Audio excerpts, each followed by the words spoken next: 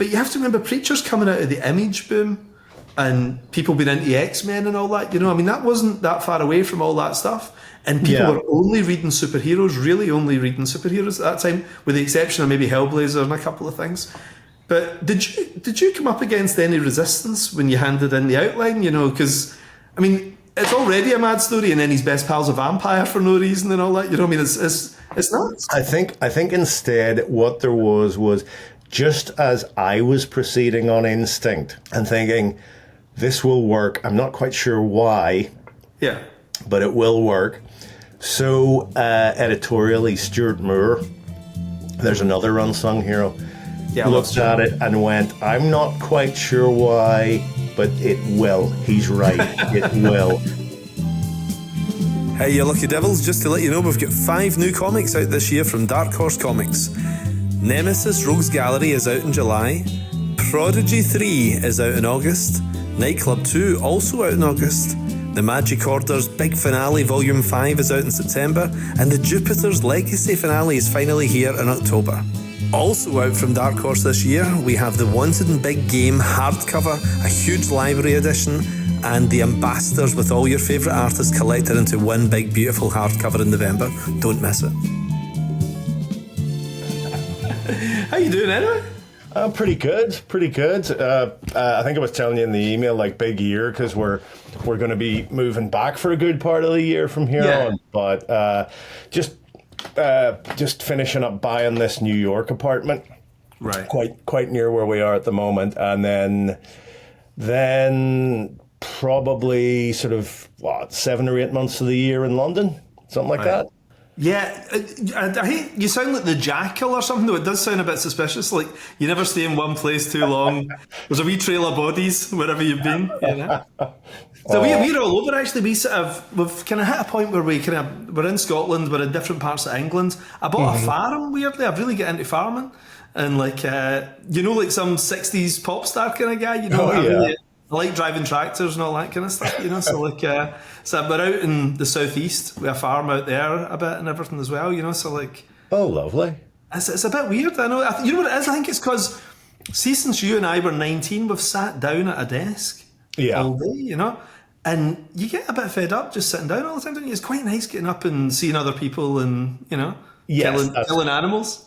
That's true. I think farming might be a step too far for me. I mean, I have some friends who live on a farm, and I see them feeding the chickens, and I think, not for me. You'll eat the chickens. And if you can't even get past, no, they don't even eat the chickens, but if you can't even get past feeding the chickens, I don't think farming's the life for you. Well, do you know the first time I met my father-in-law? He's a farmer, and the first time I met him, he actually had me round up 1,000 turkeys. And it was like some Amish test or something like that, of manhood or something like that.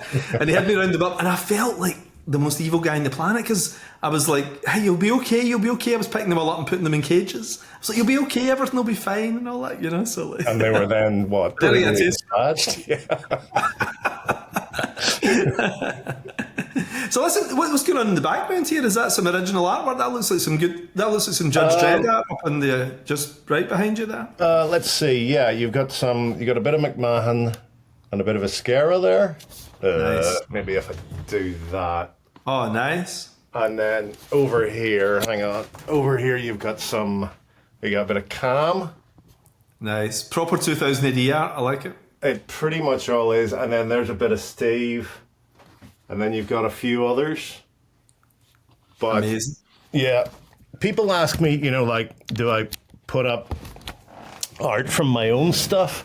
Yeah. And I never really do. I've got the odd thing here and there, but I really just like the old classics. Also, space here is limited. I'm the same. I've got all my books behind me right here. Of course, it's like this is like Mount Rushmore to myself with my own head on every one. But I actually find my own stuff slightly draining around me. I quite like having stuff that I love from my childhood or something that powers me up a wee bit. Yeah, it's like what got you into it in the first place. I look at my Robo Hunter and I look at my Rogue Trooper and Dan Dare and stuff. Yeah. And it's like, yes, this is where it all started. Because it's funny, because you're not really a fanboy in the sense that an American kind of guy would think of as a fanboy. Like you don't know like Clark Kent's social security number, and you know all these things like comic book quizzes would have. But you are a fanboy in your own way. Yes, but you're pretty unique in terms of what you're a fan of, though, aren't you? Like, in terms of the mainstream industry, like you didn't grow up with Batman and Superman the same as the rest of us did, you know? No, it's just one of those quirks of distribution, really. I mean, where I lived, you saw American comics and newsagents, but the distribution was very spotty. And seeing as you could get 2000 AD and Battle Action every week, there was no contest, really. When I did sort of glance through American comics, they didn't seem like anything I was interested in. McRae, because he lived in he lived in Belfast. He was able to, just by putting in the effort, build up a decent collection of this stuff. But for me, it was just my weekly Progue and my Battle Action, and that was it. The first American comic I read cover to cover was Dark Knight.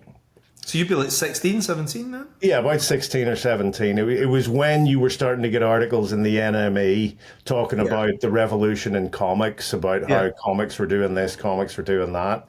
And I found a copy of Dark Knight in a bookshop. It was a collected edition, and took it home. And I knew Batman, but not from comics, but from the old TV show, you know, Adam West. So I knew what it was. I mean, I think everyone knew what Batman was, but I'd never seen anything like Dark Knight. I didn't know. I didn't know that was what was waiting for me. Hell of a place to start. That was the selling point of Dark Knight when it came out. It was weirdly for people who'd never read a Batman comic, but they loved the TV show as a kid. So it's like when you were 10, you loved this TV show. Now you're an adult. Here he is as a big fat alcoholic. You know, that was the kind of the tag almost for it. Yes. That's right. He is actually, he's off the ginger ale at the start, isn't he? That's right. He's actually, he and Commissioner Gordon are having a drink, and Alfred's like finds him stark naked in the Batcave. It's bonkers.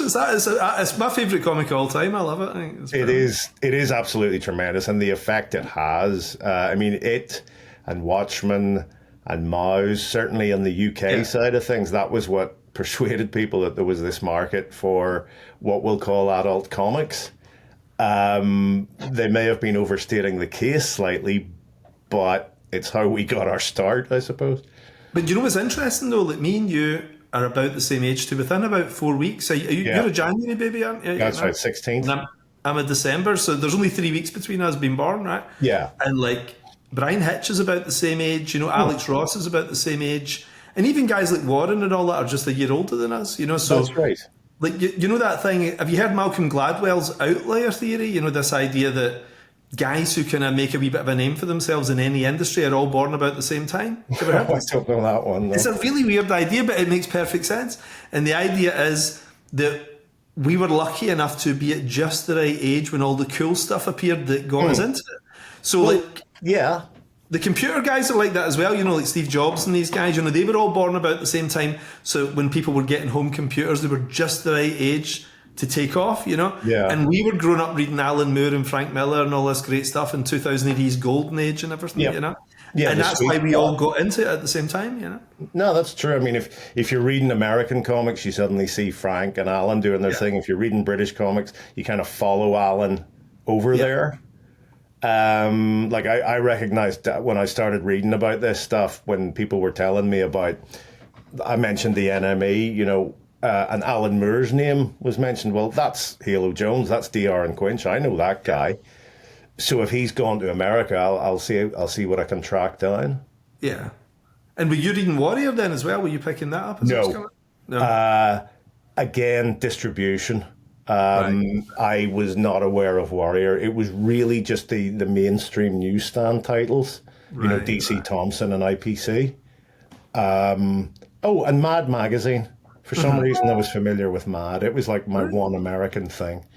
But that's pretty mainstream, isn't it? When you think about your influences, it's kind of normie land, you know, like my normie pals in school, they bought the NME, they bought 2000 AD, they maybe picked up Band Magazine if they were on their holidays or something, you know? So that's comic books for regular guys. But I wonder if that's why I think your stuff's got a brilliant mainstream appeal.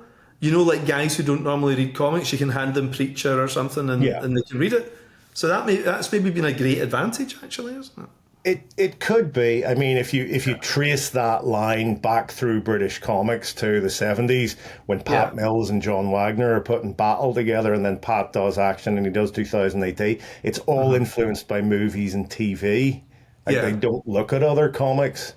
So if you trace that line forward, then you're seeing me doing stuff that is ultimately more influenced by film, by television. So you don't have to have read other comics to read it. I mean, had it not been for that quirk of distribution that I mentioned, I could well have ended up like a superhero writer like anybody else. And I might not have had anything particularly individual or interesting to say. So I always feel like I kind of dodged a bullet there, but it is just a matter of what happened to be under my nose when I was a kid. And it's funny because I had the same distribution thing as well in Scotland. Like Scotland and Northern Ireland, you could put a cigarette paper between them, really. It's very similar, isn't it? They look the same. We all die young. You know, it's like terrible lifestyles and all that. Yeah, so but the distribution's very similar. You get sort of spotty American comics, but 2000 AD quite religiously in the newsagent every week. It was very easy to get a hold of, you know. But I used to be, when I was wee, I was uncomfortable with 2000 AD, actually. I didn't really grow up with it because it felt too much like the chaos of the west of Scotland. You know, it was all psychopaths and crazy stuff going on and everything, you know. And I quite like the certainty of DC, you know, like the warmth of a Superman comic. That was like my sort of chill out from all the craziness that was going on. And you in Northern Ireland, you must have, you know, it's not dissimilar, probably more so than Glasgow, you know, like, you know, the troubles going on, you guys with, you know, machine guns in the streets and everything. Was that not a bit too much like real life, you know, 2000? Not really for me. I mean, one thing I've always tried to make clear is that was not my life growing up. It was like something happening in the inner city. It was something happening in certain parts of the province that had become ghettoized, maybe. Right. I mean, you were aware of it. You couldn't go into town without seeing army patrols and armed police, barricades and so on. Bomb scares were a thing, but it was not my daily life. Right. I think it's funny when you talk about, you know, 2000 AD reminding you of dangerous parts of Scotland, because you can think that there are at least two surly, pissed off Scotsmen involved in a good deal of the output of that particular organ. But no, that's not. I mean, if 2000 AD was when it was an escape for me, it was an escape from sort of the, you know, the dreariness of everyday life. But I can't make any pretense to having had any kind of hard or dangerous childhood. Far from it.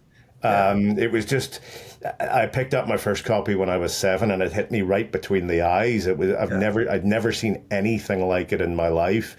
And it was dinosaurs, and it was a madman with a shotgun, and there was a $6 million man type guy, but he was worse. And there was future sport, and of course there was dread. And you just never seen anything like it in your life. It just poured over you. That's amazing. And it's funny because were you hooked? I mean, were you buying every issue, or were you a sporadic reader? Yeah. From the get-go. And then about a year after that, Battle Action. Yeah. And it was those two from then on. And other things, you know, like Warlord, like the War Picture Libraries, Commander. You're probably seeing a theme developing here. But it was all British comics, really. Again, apart from Mad.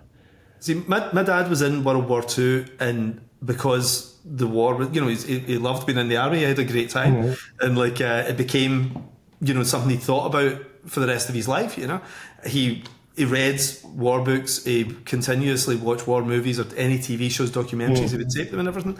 But I always thought it was because he had an association. He kind of lived in it a wee bit. And you're quite unusual for guys our age in that you have an affiliation with war, an interest in war that usually belongs to a generation back. And I always wondered if it was because you did see guys in uniform and you saw vehicles in the way that my parents saw that kind of thing. You kind of maybe saw that, but you sound like you were a bit more removed from it. You know? No, I don't think so. I don't think those are dots that can necessarily be joined, because I did not relate, say, an army patrol on the streets of Belfast that I saw as I walked past. To what I was reading in Battle Action. I never made that connection. I was aware of what was happening and why it was happening, but I didn't think this was fiction come to life. That happened in a different way. Reading the stories in battle. Yeah. And slowly, as a kid, 7, 8, I'm watching the war movies and so on, and allowing for what I've always talked about is the hyperbole of those particular stories, slowly coming to understand this was based on reality. People did these things. That leads me to an interest in military history, and then eventually, years later, full circle, back to writing my own war comics. Right. But again, I have to emphasize this, not part of my life. There were people, I know people who grew up in the Troubles who have all sorts of horror stories, but I can't pretend to have anything like that for you.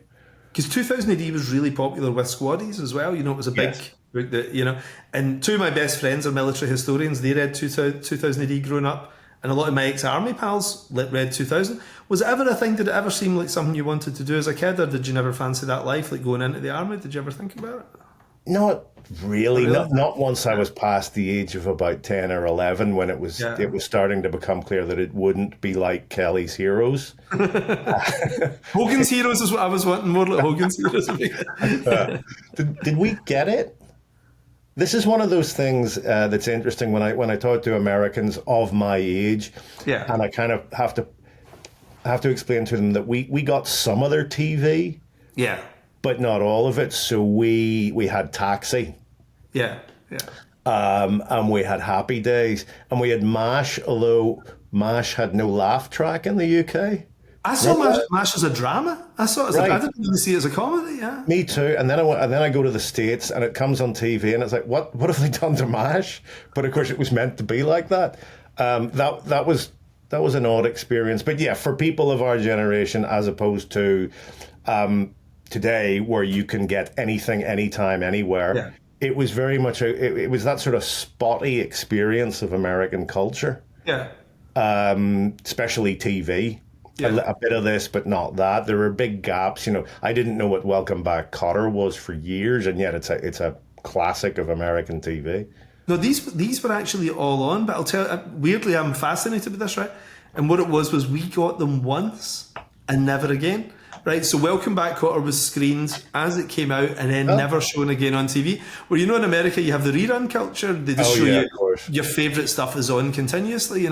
So it was a really big deal when they showed something a second time. Like MASH was a BBC Two's biggest show, but they only ever showed it once. They never showed it again, which is kind of weird now, isn't it? Because we're so used to stuff getting repeated. But I think it was just seen as like not the done thing if you're British to rip you off by making you watch something all over again. These American stories. So I just heard from John McRae recently. I was talking to John the other day, and I didn't know John used to have a comic shop. And that's how you guys met? Like John had a... sort of. I mean, it was a big cupboard halfway up a flight of stairs. But it sold comics. John was only in it for a couple of years, and then once he started drawing, he got bought out. But it is where we met, because we'd been to the same school, but he was a few years ahead of me, and his brother told me, his brother was in my year, and his brother told me that his older brother, John, was opening a comic shop in Belfast, and I went up, and sure enough, there it was. I mean, it was pretty rudimentary. Mm-hmm. It took them a couple of years to get their shit together, but it was where John and I met. So when I got the idea to pitch something, and it was going to be set, and because it was going to be set in Belfast, it seemed obvious to me that having a local artist would make sense. I asked John. But that is how it all started. And it's so funny that first thing you guys did, Troubled Souls, is the least like you guys, isn't it? I mean, it's so funny. Everything you did ever since was nothing like that first project. But correct me if I'm wrong, but I was exactly the same. Oh no, absolutely. It was quite a worldly time, wasn't it? And you thought, I have to try and It sounds terrible to say exploit my backgrounds kind of thing, but but you probably did the same, I'd imagine. But it sums it up quite nicely, doesn't it? Yeah, and worthy. Yeah, there's a good word. It was a very worthy time.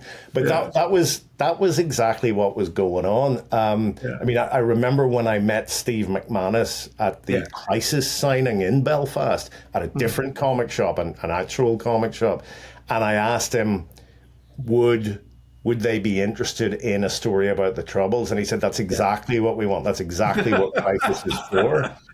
And I thought, well, then that's what I'll write. And, I've thought about this often. If you'd met me at the time, I think you would have seen like a reasonably sincere young guy who did believe in comics. And that's always been true, and wanted to use comics to tell a story about what had gone wrong in his country. Yeah. But I also have to be very honest, and I have to admit that if halfway through production of the thing they'd said, we've decided to turn Crisis into a sci-fi comic and we want some aliens in your story, I would have said, good idea, boss. What color? Green? Blue? Do you want them purple? So I have to be honest and admit that. Yes, it was a career starter. That's what it was for. But it was not necessarily what I would naturally gravitate towards. It was just very much the kind of thing that was required at the time, and that's why I did it. And you, same as me, I think, because everything sort of happened to us in parallel. Weirdly, I think. Did you drop out of uni just before I dropped out when I was 19? What were you studying? I mean, I've known you for 35 years, and I don't think I know what you were studying. What were you doing? English and that makes history. Sense. Right. I do remember at the time, because I wasn't enjoying college at all. I really wasn't. It was not as different to school as it might have been, and it was still, you got to study, you got to write your essays, and I was thinking 3 more years of this, and then with this opportunity to get this job with Crisis, I can remember this feeling very strongly. I can remember thinking, if I get this right, my life changes and I get everything I've ever wanted. Now, not everything, but, at this point, you've read about Alan and his success, Grant, Neil, all these people, they're all making it. And you're sort of thinking like, this could really change everything. And I remember that feeling very, very strongly at the time. And so I suppose it proved to be. So I met Alan when I was 13. And for me, that was like, that thing of JFK shaking hands with Bill Clinton when he was 13 or whatever, there's this famous photograph. And I think for me, it crystallised that I thought, hang on, you can do this for a living? Yeah. And it was like, this is what I want to do with the rest of my life. From 13, there was nothing else I wanted to do. Did you have a guy like that, who kind of was in Belfast, who came over and did a signing where you're like, this could be a job?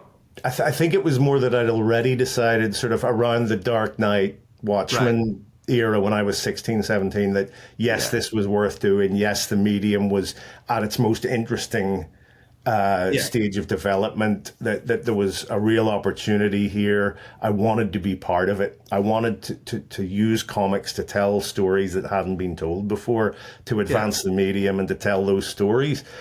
So it was later, it was after that this was sort of starting to kind of come together in my head that I began to meet people. There was the signing I mentioned in Belfast with Pat Mills and Steve McManus.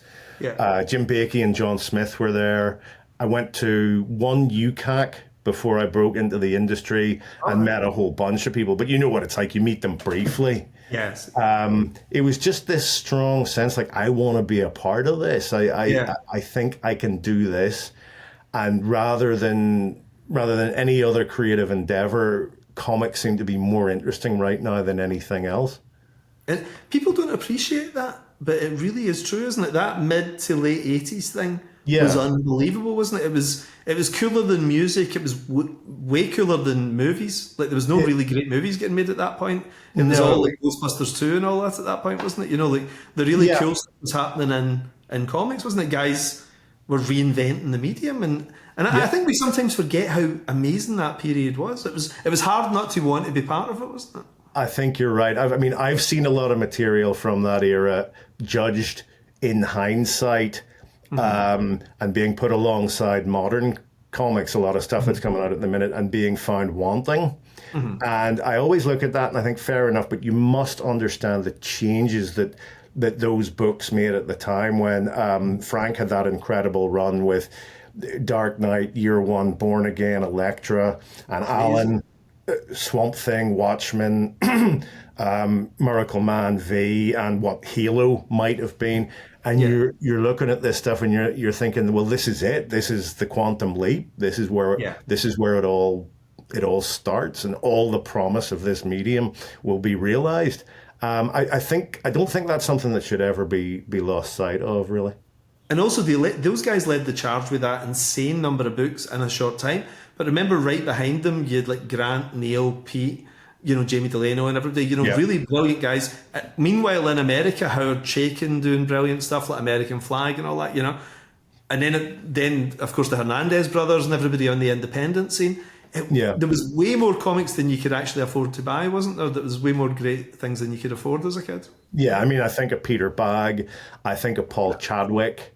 I do think the difference might be that in America, though, the underground never found its way into the mainstream in the way that it did in Britain when you got Alan coming into 2000 AD and you had people like Wagner and Grant and Mills with their sort of oddball weirdo sensibilities suddenly finding themselves doing comics for kids.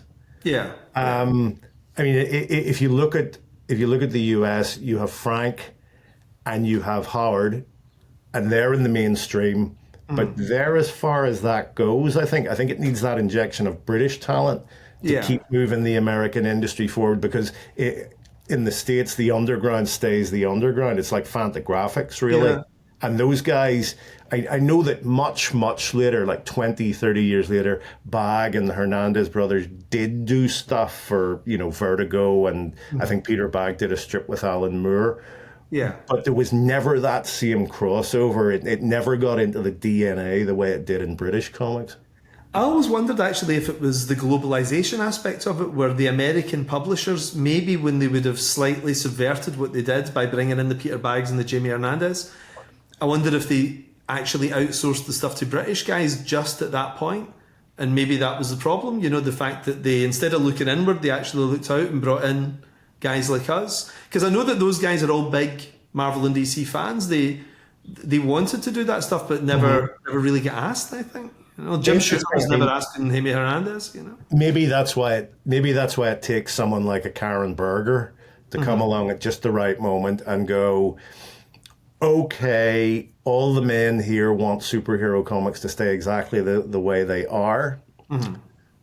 But I'm seeing this strange injection of talent from overseas, and if I pull all that together, backed by Jeanette Kahn, of course, maybe I can do something interesting. Not saying Karen's responsible for the whole thing, but she certainly does pick up the pieces and build a coherent whole. But yes, I think it's one of those instances where you need that person with vision to say, okay, these guys aren't going to change. They're set in their ways. They love their sort of repetitive superhero comics. I'm going to need to take advantage of these other people from over the sea. It's funny because Karen, I don't think gets enough credit. No. For what she did, doesn't she? Like some people will say, oh, well, it was the writers that were the thing, right? But the only reason those writers coalesced is because she hunted them down, didn't she? She got Alan Moore and then realised there was a well to tap out here, and then she found all those guys. I mean, she interviewed us all, didn't she? Every single one of us. She met and realised who was working and who wasn't working, who was ready now, who was going to be ready later, all that kind of stuff. She was a really brilliant editor. I think she and Archie Goodwin, are probably the two best editors of all time in comics, I reckon. I would say that of that era, that's definitely true. Yeah. And I think you're right. I think Karen, and I would point to Jeanette Kahn. You're talking there about two of the most important people in comics, in developing mainstream comics, in the direction they need to go. Because you're right. Yes, all the writers and artists are there, but they need a home. Yeah. They need somewhere where they and the people who follow them can do odd, off-the-wall, weirdo, non-mainstream stuff, but get a decent wage for it. because if you just leave them in the independents, they'll sort of stumble along. There'll be a success here, a success there. But what you need, in other words, is vertigo. Yeah. And that's Karen's vision. And Jeanette, of course, is the one who green lights it. And she also greenlit Watchmen. Like, let's never forget that. I think the two of them deserve a good deal more credit than they get. Because I was a DC fan growing up, I was really familiar with Jeanette Kahn from I was about 8 or 9. Because she used to do these wee editorial things called publishorials. You know, she'd write the back of the comic. So the way that Stan Lee was the face of Marvel, she was the face of DC for all of us guys who were reading DC. And she just seemed like the coolest person to me, you know, like her whole thing, just at the age I guess I wanted to see it, was reinvention of the industry. She felt like this fresh thing coming in, just as everybody was getting tired of it, and she just happened to be, you know, the face that you saw when all your favourite books were coming out, you know. Again, she doesn't get the credit, I think, either. Yeah, she was one of these sort of child prodigies almost. Well, not child prodigy, but by 16 she published her first magazine or something. I remember reading an interview with her, actually, and I always remember this. She says at one point, we have a new book coming out next year. It's going to change comics. It's the greatest thing we've ever published. Nothing will be the same again after this. And I know that if it comes out and fails, I was right and everyone else was wrong. And it was Watchmen. Right. I've always liked that. I was right and everyone else was wrong. That's a view I've sometimes subscribed to myself on various things. But anyway, but yeah, all kudos to Jeanette and Karen for what they did there. But I always remember thinking Jeanette was cool as well. I never actually spoke to her, but I remember, you know, these DC parties we used to get in the late 80s when we were teenagers, like 19, 20, and you would try and get with a pal, you know, who maybe had a ticket, and I just stand in a crowd and get into these things. And it was a free bar all night. You'd always see Glenn Fabry and all that, all up at the bar and everything, you know, and you were walking among these guys who were older than you and everything. And I remember seeing Jeanette there, and I didn't want to catch her eye in case she threw me out, but she seemed so glamorous. I remember, like, comic people were never glamorous, and she was standing there in a fur coat and 6-inch heels and a New York haircut and all that, and I just thought she was really cool, you know, she seemed great. I think that by that stage, by the time I started going to those parties, DC had got the measure of the Brits, and they'd realised that, you know, all these people need is booze and a table full of sandwiches and they'll be fine. Because I heard that the first DC party was in the basement bar of either the Ritz or the Savoy or somewhere like that. And it was just because DC thought that they had to push the boat out. And you know, in come this influx of 2000 AD freelancers, and it's all jeans and DMs and leather jackets and beards and, you know, scruffy fucks. And there's a mad rush for the bar. And the next thing you know, like 200-year-old bottle of brandy. Yeah, I'll have that. Things get out of control quite rapidly. You know some of the personalities from the first 10 years of 2000 AD. Yeah. And there's some DC editor, I think, gets pinned to the bar and is told that they're going to take his name and they're going to use him as a dread villain, whether he likes it or not, because he's got this great name. And DC just weren't ready for it. A few years later, and of course they did get the idea, and it was like the Brits aren't really like that. The Brits don't need too much in the way of coddling, you know, booze. They just put money behind the bar. Money behind the bar. The first one I went to was in 1990. And it was Steve Dillon, weirdly, who was there, and he told me, he said, Jeanette Kahn put $5,000 behind the bar, and she thought that would last all night, and it was gone in an hour and a half, you know? Of course it was. Yeah. It's funny, you know, I mean, when you think about that, and when you think about that sort of injection of talent, it goes in, it changes everything, but then within a few years, the Americans start to learn the lessons. You know, it all gets absorbed, and pretty soon you're getting Vaughn and Azzarello and Bendis and so on. And pretty soon things have kind of evened up. Yeah. And so you get to a point where when a good new writer comes along, they're as likely to be from one side of the pond as they are the other. But we were the Hong Kong filmmakers of our time, weren't we? We were just like a brief kind of unusual thing that was brought in for a wee while, and then they learned what we could do. They assimilated it into what they did, and then they moved on, But I think we were lucky. You and I were probably at the tail end of that, really, almost, weren't we? Because I think that's true. There was a couple of waves of guys before us, and then we were the last ones that were kind of courted like that, I think. I think that's right. There was, you mentioned Grant and Neil and Jamie and Pete. I always think of them together, and then there was they're you like 10 and years me. older than us, Yeah, about that. Yeah. And then there's you and me, and about a year later Warren, and then after that, you have some good British writers, but they're not making the impact, and they're not courted in the same way. And pretty soon it all starts to even out, like I say. Well, that's the outliers thing again, though. The Malcolm Gladwell thing is that we were lucky. We were the right age in a boom, whereas those poor guys weren't courted in the same way because they were born 5 years later in a bust. So DC and Marvel were contracting. They weren't looking for new talent, really. They were just trying to consolidate what they had, because the mid-90s was tough, That's right. I remember you were...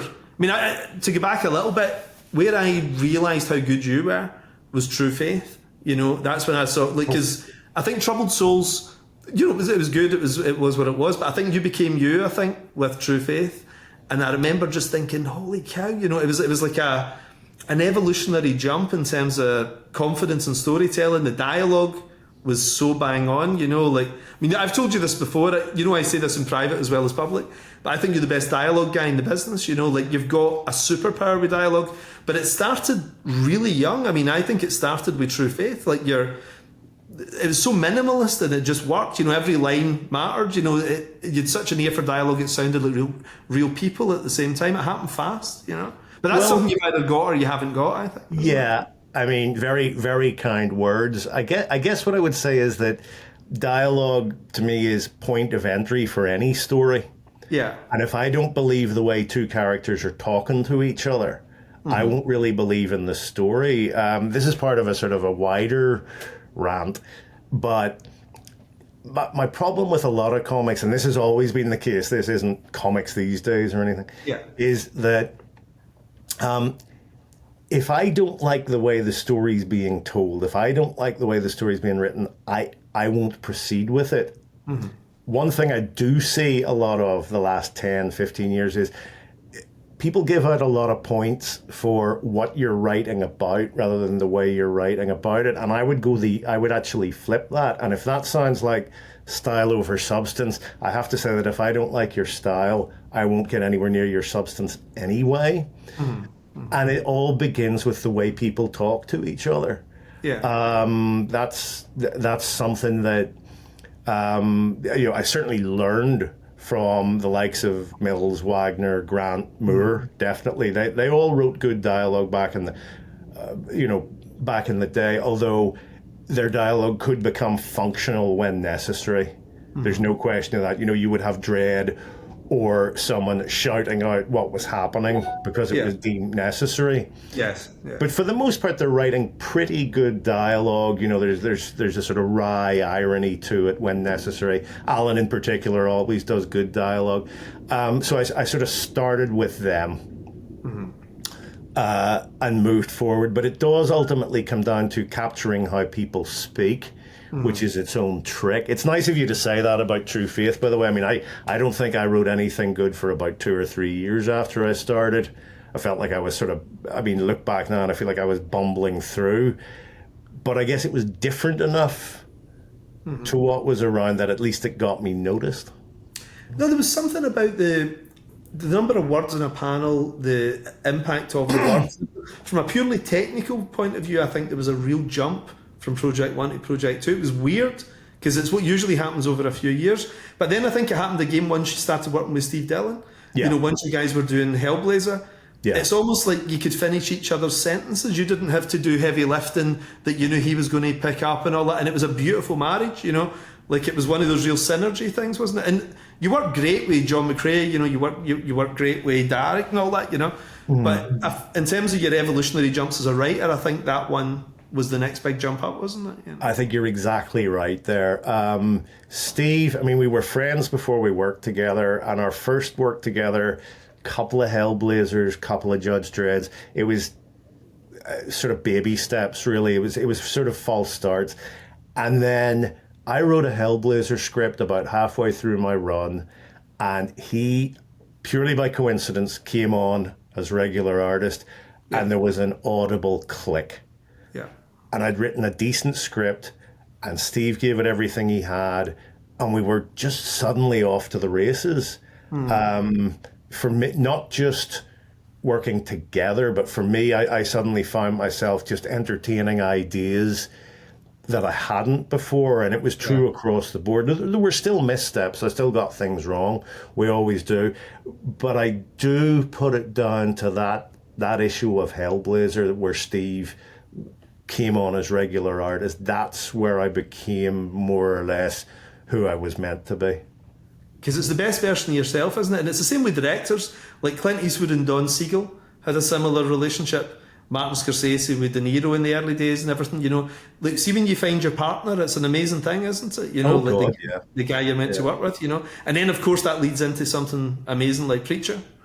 You know, who would that be for you? I mean, I know, you know, we all have more than one partner, but I mean, who would that first one have been for you? Probably Hitch, I think. You know, maybe Frank Whiteley, you know, Vin, or Hitch, you know, we're into the same things, you know, like Hitch and I grew up loving all the same stuff. I mean, when we first met, we had a 3-hour phone call or something like that. You know, it was just hello, we're going to be working together, but it became a 3-hour call. And it's, you know, something you're going to know for a long time. You know, you can tell right away, can't you? You know, and you've got it with Johnny McRae, Derek, and I think Goran and you have really got something special. There's a great relationship with you guys on Punisher too, and I've found that there's 3 or 4 guys who I just love going back to. Oh yeah, and it just, you're comfortable with each other. You know exactly. You can visualize what they're going to do, and then they somehow surpass it. Yeah, which is a lovely feeling, isn't it? Yeah, I mean, I had that with Carlos, Keith Burns, and I enjoy that on the War comics. Yeah, I mean, I've been very fortunate in that regard, but there are the ones that you click with. Yeah. And when it happens, when you see it happen in front of you, there's a sort of magical quality to it. I remember when Steve Epting turned in his first pages, I was familiar with his art, but I'd never seen him do a war comic before. And the first 4 or 5 pages came in, and I went through them thinking, well, this looks great, but it can't be. He can't have got it right just from the get-go. He can't have hit the ground running like this, but he had. And he went on to do, you know, 200 or 300 more beautiful, beautiful pages where he nailed it bang on. And Steve Epting and I have never met. You know, there's a wonderful quality to that. Yeah. Right. So, because I just see behind me here, Kick-Ass. He'll kill me for not mentioning him. John Romita as well. Like from the first page of Wolverine, we did Wolverine together. I was like, okay, this is exactly right. You know, but it's a lovely feeling, isn't it? You know, because sometimes it does come back and you're a bit disappointed. I mean, you're lucky as your career goes on, you get to work with amazing artists, and it's rare, that disappointment, you know. But when you're starting out, especially, you know, you don't quite know who you are yet, and you're not quite clicking with the artist as well at the same time. Yeah, that's a nice way of putting it. I mean, as I say, Steve and I were friends before we were working together. We'd met a couple of times briefly, but we didn't really sit down and chat until he moved to Dublin in late '89. And the following summer, there was a bunch of us down at his place in Dublin, and he and I sat up very late, till dawn actually, drinking Jameson, I remember, and just talking about what we thought comics could be. Yeah. And it was nothing that we'd seen yet. We liked all the things like Alan and Neil and all that stuff. We liked what we'd seen, but it was, you know, I suppose what we're talking about here is the potential that would be realized with Vertigo. But we were thinking that, you know, you can go further, you can do more. Let's say we were thinking in terms of reality with a twist. We weren't so interested in fantasy, or we weren't so interested in superheroes. It was reality with a twist is what we were thinking about. And it was that night when we sat up and just talked, and I thought, God, you know, there's something here. We can do stuff together. And after a few false starts, we did. It was nice too, of course, because although he was only 6 or 7 years older than me, there'd been a time when I was reading his stuff as a kid, you know, Dread, the werewolves, all that sort of stuff. So it was really nice. But, you know, you get past that very quickly and you just realize, oh, this guy's a mate. And pretty soon, oh, this guy and I are going to do great work together. It's funny, I always thought of Steve as being about 20 years older than us. because I remember I had annuals when I was 12 that he'd drawn the inside cover of the annual and things that I'd got for Christmas. I like, but yeah, he was so young. He was 16, I think, wasn't he? He was 16. Yeah, I mean, he could come across as incredibly mature because he had this sort of big, gruff Uncle Steve persona. Although, of course, you're talking about one of the funniest and most charming people imaginable. He just seemed older than he was. He'd lived a lot. Yeah, he definitely got a lot of living under his belt, a lot of experience, and it showed. But it also showed it showed on his face, but it showed on his personality too, and in his work. I mean, there's a 3D quality to his work, isn't there? It feels like a real person has drawn this. The way that all the best comic book artists, there's a wee bit more to them, isn't there? Yeah, he always brought. That was what he was always brilliant at, was bringing people to life. Didn't matter if it was Mega City 1 or Preacher or whatever. He was excellent at that because he was so interested in people. Yeah. One of the reasons he spent so much time in the pub was that was where people gather. It's where they let their guard down. It's where they go to chat. And that I think is one of the things he loved about life. And that came through in his work. It's always the people when you look at it. Yeah. And I mean, everybody has got like 20 great Steve Dillon stories. It's funny, I'd say, out of all the guys who work in comics, like he's the guy who's a bit of a kind of like convention legend that everybody's got a great story about him, haven't they? Like I heard one actually the other week. Do you remember John McShane? He had a comic shop called AK. John's a great pal of mine, and he had a store for years in the 80s in Glasgow. And he said that Steve was up for a convention in Glasgow and he'd been sort of boozing all weekend. It was like a massive bender he'd been on. And he said to the woman in the Central Hotel just before he went up to his bed, he says, "Listen, I've been away all weekend, I've been drinking non-stop. I've got a train to catch tomorrow morning at 8 a.m. I need a call at 7 a.m, right? I need to be on that train." And the woman said, "Sir, it's already Monday morning, it's 9 a.m. Yeah. I don't know why, but the one that pops into my head is when he was 10, he got out of his school trip to France, didn't want to go to France. He got out of it by saying to the teacher, apparently with a straight face, "Sir, I don't think my French would be up to it." Like, that's the point of the trip. You've just didn't fancy it. Nah, France, no thanks. If you were at a convention where you didn't really, a town you hadn't been in before or whatever, and you saw Steve, you thought, "I'm in for a good weekend. This will be good once." Yeah. I remember seeing him one time in San Diego, I think it was, at 8 o'clock in the morning. Like, I'd been up drinking all night and I was just feeling terrible and I was out walking. And I saw him standing with a plastic bag at 8 o'clock in the morning outside this Irish bar. And I said, "What are you doing?" And he says, "Oh, the guy's going to open up early for me." I says, "It doesn't open for another 3 hours." And he said, "I'll make it worth his while." So. Hey, you lucky devils, just to let you know, we've got 5 new comics out this year from Dark Horse Comics. Nemesis Rogues Gallery is out in July. Prodigy 3 is out in August. Nightclub 2 also out in August. The Magic Order's big finale, Volume 5, is out in September. And the Jupiter's Legacy finale is finally here in October. Also out from Dark Horse this year, we have the Wanted and Big Game hardcover, a huge library edition, and the Ambassadors with all your favourite artists collected into one big beautiful hardcover in November. Don't miss it. Actually, I did hear from, I probably shouldn't name him, but a stalwart of the British comic scene, about an old Glasgow Steve Dillon story where after a weekend's drinking, he and Steve are sharing the train home. And Steve has, of course, his can of lager, whereas our hero is feeling that weekend and he's like, and eventually, of course, he has to get up and he doesn't quite make it to the box, so he just rams the window down, as you used to be able to do on the old trains. Yes, that's right, yeah. Honks out the window, and when they get into Paddington, I'm not sure, the results are all down the side of the train, of course. And as Steve and this guy are strolling down, Steve says to him, "There you are, all your own work." He's like painted half the train. I didn't actually give his name away there. That was good of me. You can tell me after. Because it's funny, like, I was thinking about Preacher recently and I was thinking just how mental it was. You don't really appreciate how mental Preacher is, because now you can have a comic about him, like Brian K. Vaughan's Saga is bonkers, right? It's a bonkers comic. fantastic comic. I love it. But it's mad, and anything on my shelves that I see, it's kind of stuff we take for granted a bit now. But you have to remember, Preacher's coming out of the Image boom, and people being into X-Men and all that. That wasn't that far away from all that stuff. And people were only reading superheroes, really only reading superheroes at that time, with the exception of maybe Hellblazer and a couple of things.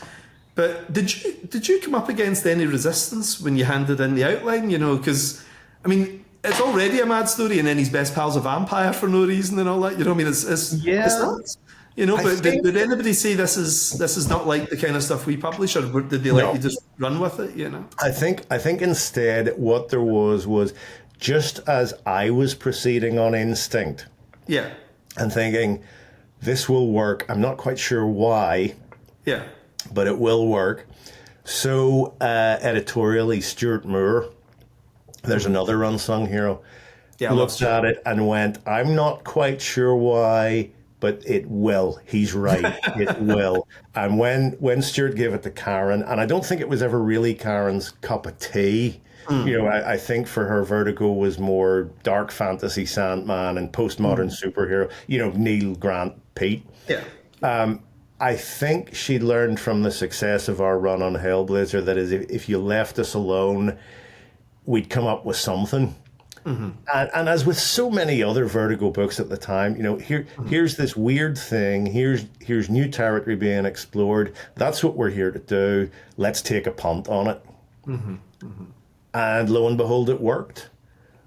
But it was very much a case of proceeding step by step with a suspicion, not a certainty, that it was going to work. That I remember particular bits. I remember, shall we put the little kid in the coffin? Let's put the little kid in the coffin. I'm not quite sure why or where it'll go, but if we do that, it seems right.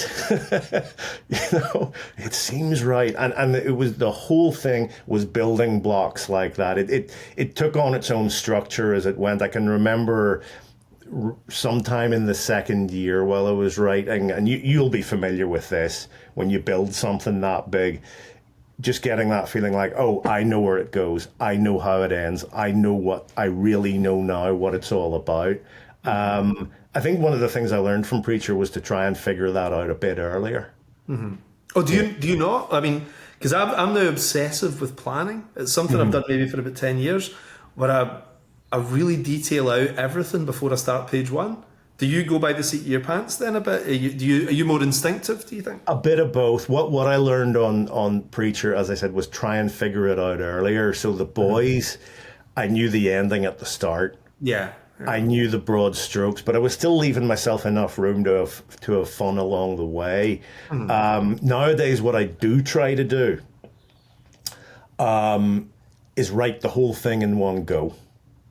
Yes, so that's what I do with everything. Yeah, don't take a break between issues, because you'll start to lose the threads. The days of me writing Preacher, Hitman, Punisher, they're behind me. I have to do it all in one go.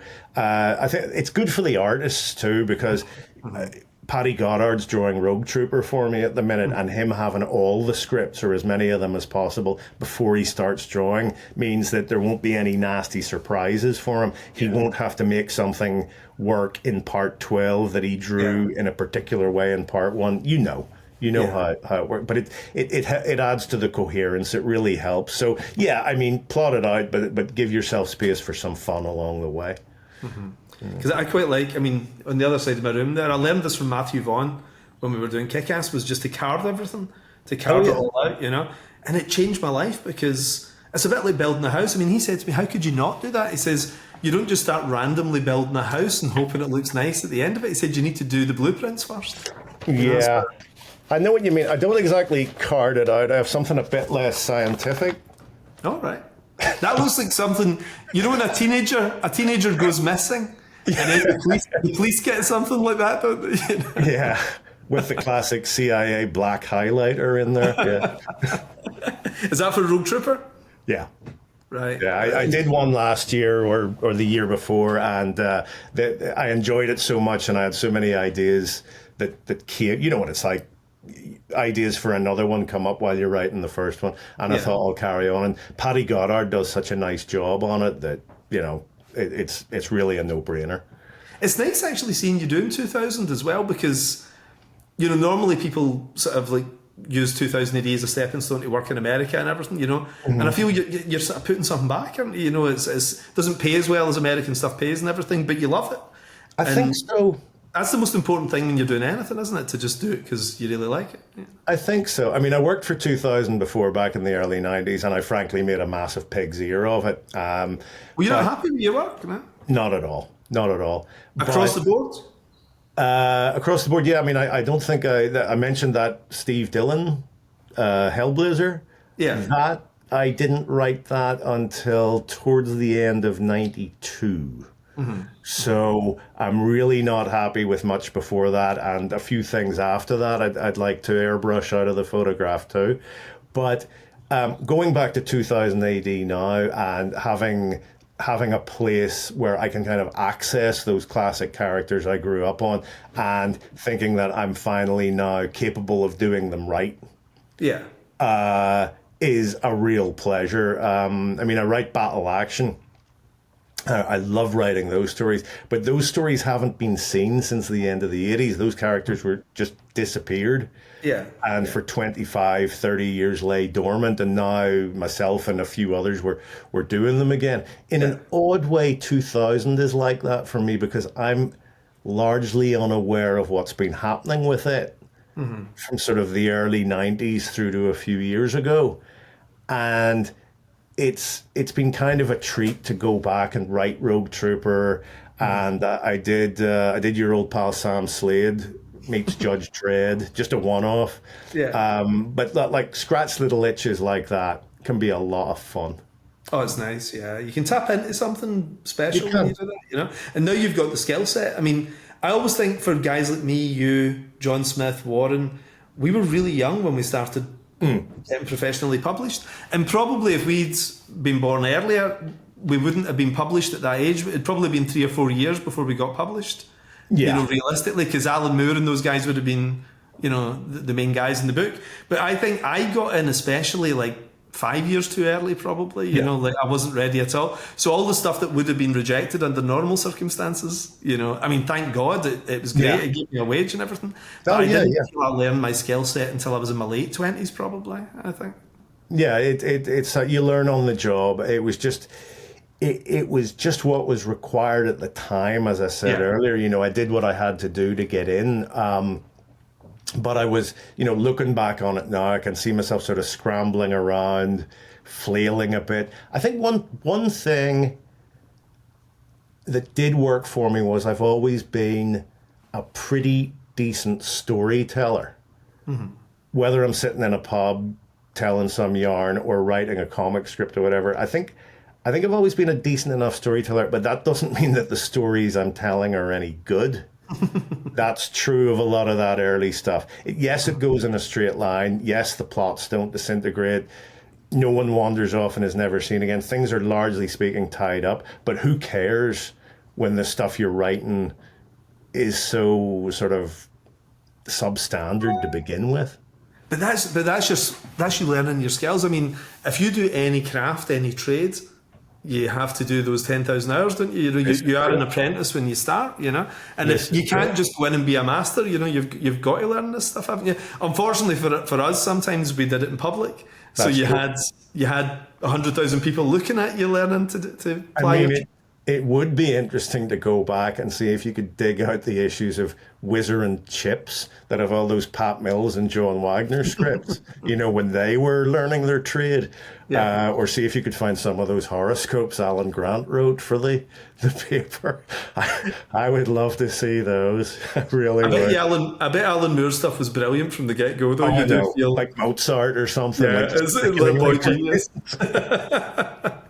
But you know who I love you working with as well? I mean, obviously Steve, but I love you and Johnny together. I think it feels like you're having a good time. I used to get the DC box in every month. Remember the freebie box from DC? Mm-hmm. I remember Preacher and Hitman were the first two things I read. It was always it was a nice wee world you built in both books as well. It was comfortable. It was like a warm bath, wasn't it? Like all of like Tommy's friends and the world of Hitman and everything. It was nice, you know.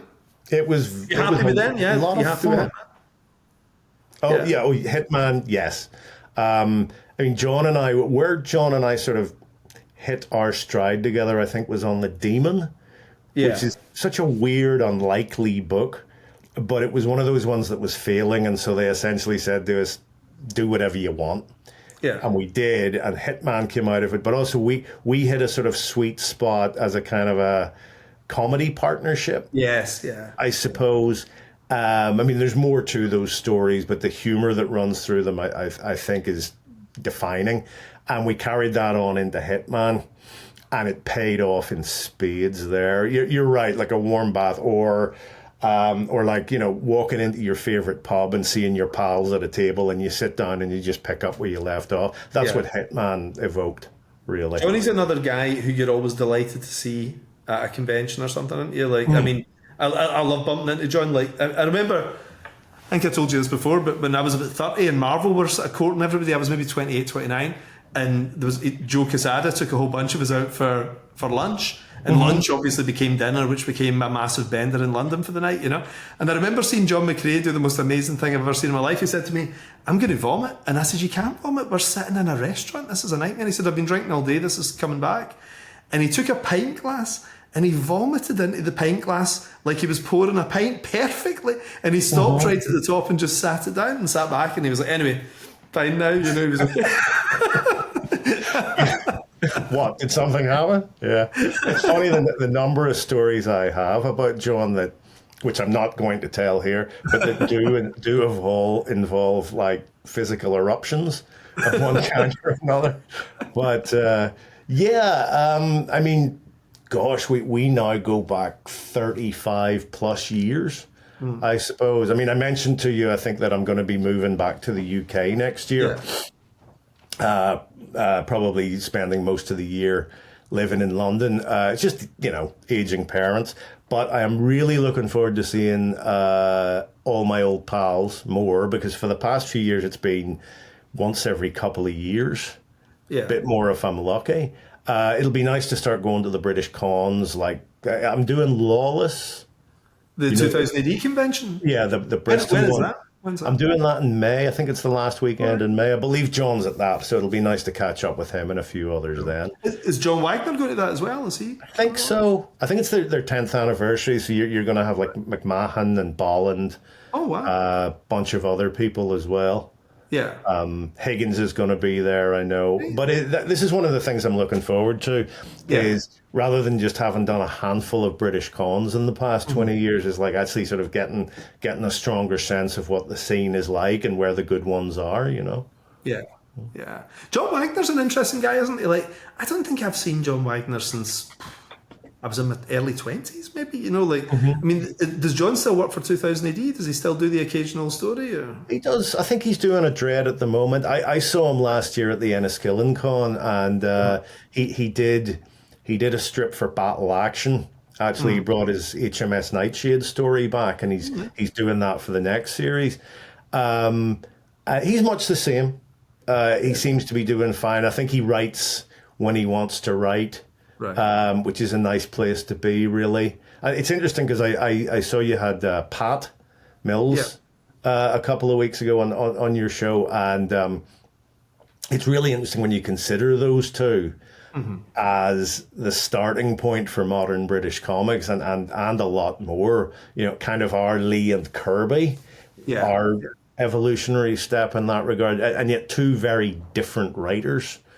Who come at the thing from very different angles. But I mean, I have to hand it to those two. Like they're where it all begins. If they don't start what they start back in the 70s, it doesn't get where it gets to. You know, Alan Moore doesn't take an interest. The Americans don't take an interest. 2000 AD doesn't have that. Doesn't become that weird bubbling cauldron of talent that can't be ignored.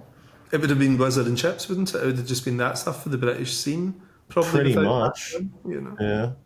But it's funny, Pat's he's such an interesting guy, isn't he? I mean, I loved that chat we did, and the fact that the signal where he is out in the Spanish mountains meant it kept cutting out every 20 minutes. It was difficult, and Pat was just sitting back like a guru, and he was like, electricity has a problem with me sometimes and all that, and he's just like a wizard or something, so he's who you want to be when you're in your 70s, isn't he? He's a cool guy. He was one of the first people I met in the business, actually. Like, once I got in, him, Alan Moore, a couple of others, and that was where that whole thing began to, like, because of what they'd been through and what they'd put up with. It was own what you create. Don't let what happened to us happen to you. Well, we're the comics baby boomers, really. Like they're the guys who fought in the war, and we're the baby boomers who had the lovely life, really, didn't we? Like all the big battles had been done, and we owned the rights to all the things that we worked on and everything. We had it pretty lucky compared to those guys, I think. Yeah, you're absolutely right. And something you said earlier too. You said that in the mid to late 90s things started to contract. Mm-hmm. You're absolutely right, because I found not long after Preacher took off and Vertigo really became what it was, I found out that what they were starting to do at DC was they were starting to reduce the contracts. So the contract under which I did Preacher, and I suppose Warren did Transmetropolitan, 2 or 3 others around that time, was the sweet spot. Just a few years later, the contracts under which things like Scalped was being done, or Why the Last Man, were nowhere near as advantageous to the writer and artist. You could see that someone at DC or someone at Warner was going, well, hang on a minute, if we want to exploit these things and make movies and TV shows out of them, how come you've put so much power in the hands of the what you're calling the owners? And obviously action was taken and people suffered as a result. And I think that's also been true over the past 20 years with page rates. People are getting treated quite poorly. I'm astonished what people are getting. Like, I was talking in one of the early ones that I started on $90 a page when I was at Vertigo. I was getting $90 a page, I think. Mm-hmm. But by the time I was in my second year at Marvel, maybe third year, I was getting $1,000 a page, because I was doing big books and then getting great bonuses on top of that. And then I left that to do creator owned, because creator owned could be very lucrative. And I'm talking to guys now, they're giving guys $100 a page now, which we were getting 30 years ago, so, and I know the market struggled, but even so, I mean, that's like sub-poverty wages for people, Yeah, I hear occasional rumors about Vertigo coming back. Every few years someone will say DC are trying to do Vertigo. And if that's true, I bet that is the stumbling block they're running into. They can't replicate Vertigo or an imprint like it at a mainstream company as a place to attract the kind of talent doing the kind of material we used to. It just can't be done in the face of the kind of corporate mindset you have at the moment. And anything less than 100% ownership is unacceptable to our generation of people, isn't it? Like the idea of sharing ownership with a company just seems ridiculous to me, So, I mean, I don't know, when you were doing Preacher, I wasn't involved in this, so I don't know if it's true, but I heard Transmet, Preacher, maybe The Invisibles, and a bunch of those Vertigo projects from around the 90s. There was some line in the contract somewhere where you basically couldn't take them outside of Warner Brothers or a Warner Brothers affiliate. And that's what stops a lot of those things getting made into movies, because they couldn't go and shop them at Universal, they couldn't shop them at Fox or anything. But I know that you eventually made Preacher at AMC, so what happened? Was there a deal struck or something? Or?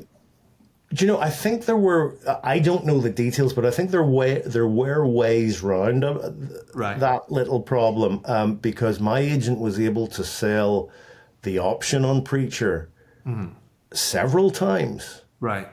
HBO and then a renewal and then somewhere else and a renewal and then eventually AMC. So there were ways around it. I think maybe it took a little bit of creative negotiation, right. But you can bet that those doors have all slammed shut now. And it's so valuable now as well. I mean, these things are worth hundreds of millions of dollars now, for the rights to something. I see this stuff all the time, and nobody's giving that up easily anymore, No. I remember Brian Vaughan actually telling me that after he took a bit of a break to do TV and then he came back to comics and he wanted to do Saga and he offered it to Vertigo, which was still going at the time. And Karen Berger said, love to do it. The deal would be blah, blah, blah. And he said, no, I would only settle for blah, blah, blah. And she said, I couldn't even get Neil Gaiman that. Wow. So that was the end of that. And of course, you know where Vertigo eventually ended up. I don't want to talk about it as a flash in the pan, Vertigo, far from it, but it definitely had its moment and then it began to fade. We're very fortunate in that. But nothing lasts forever, though. I mean, we should just be glad it existed, in that period, because the heat just moves around, doesn't it? I mean, it always just goes into something else. So the Image deal became extremely attractive, and it's pretty hard to beat 100%. If you're getting 100% of something that's, there's no way Marvel and DC are ever getting you back from that. I do think it's hard though for a lot of people, especially younger writers and artists who haven't established themselves, to make the Image deal work for them. Yes. Oh yeah. I've talked to people who do Image books and they get great word of mouth and fantastic reviews and lots of likes and pages are put up on social media all the time. But when it comes to sales, it's just not there. Yeah. And, they end up breaking even or not even that. Yeah. There are still successes. Of course they are. But it just shows there's just no one surefire way of getting there. I guess it was designed for guys who were doing hundreds of thousands of units, though, wasn't it? Like that deal was amazing. I think they did 800,000 copies of their first issues or something like that. Yeah. And they were getting $1 a piece, for every issue sold. It was brilliant. But if you're getting down into the 5,000 sales, 10,000 sales, you're barely covering your printing costs, really, aren't you? Yeah, that's the trouble. I mean, as in all things, sort of visibility on social media is not the same as what's actually happening. Yeah. You sometimes wonder, like, are all those people who post pages and covers and say they can't believe that this book didn't work, or just, liking things, how many of them actually go out and buy it? Oh, I'm obsessed with this, right? I realised a few years ago that basically no matter how many tweets you do, no matter how interesting you are or how funny your tweets are, it does not make one sale of a difference. Like, people are either buying your book or they don't. And I think you're a good example of that. You've never been online of any kind, have you? You weren't on the old forums, you weren't on Facebook or anything? No. What you just said, I mean, even that surprises me. I thought you were going to tell me that, yes, it makes a difference, but not a huge difference. And that's always been interesting. My assumption, and this is to answer your question, has always been that, yes, it makes a difference, but not enough of a one to justify the effort. But you're right. I've never done it. I mean, I have a sort of visceral reaction against social media anyway. I don't like talking in 240 characters or whatever it is, because I'm scared of ending up thinking that way. I would say that the last 10 or 15 years have pretty much demonstrated that just because you say something, the expectation that you have that it will have an effect does not come true. Yeah. It really doesn't. I mean, this is true in all walks of life. Social media represents what's said, and it makes people stop thinking in terms of what gets done, which I think is fatal. I can remember, but to go back to your question, yes, I've always avoided it. I can remember back in about 95. Do you remember CompuServe? Yeah. Right? Warren was on it. Steve Dillon was on it. And I can remember them saying to me, it's great. There's this thing called a message board. And everyone gets together and talks. Writers and artists and editors and fans and readers and store owners and everybody. And I can remember just thinking, this is a mistake. it was probably my natural standoffishness, but it was just this odd instinctive feeling, this is a mistake, and I could not have articulated why at the time. I can now. I can say what I was reacting against was the idea that with everyone involved, we're going to create a weight of expectation that can't be answered. We're going to create a sense of entitlement that we can't really answer. We're going to see the rise of the kind of amateur expert. Mm-hmm. And, well, in as much as an amateur is an expert. And we're going to create a situation, I think, that is going to make everyone think they have more of a practical say than they actually do, more of an effect on things than they actually have. I think I've been proven right. You're the guy at Skynet and the Terminator who'd be like, excuse me, do you think these things might kill us? You know? Do you think we should pull the plug? And it's like, go and have a word with that big silver fella over there. But yeah, I mean, this is, you know, as I say, this is true in all walks of life. But I do think the idea of being able to say something that the whole world reads might give you an unrealistic expectation of what will follow. And also an unrealistic expectation of your importance, I think, as well. Like, it always amazes me that guys who do what's essentially, you know, just a fun job that we do will sort of declare fiscal policy for South America or something like that, a good idea or a bad idea or something, you know. It's right. Like, I just feel nobody cares. Like, they just want to hear what we think about the new Punisher movie or something like that, you know. Like, it's another...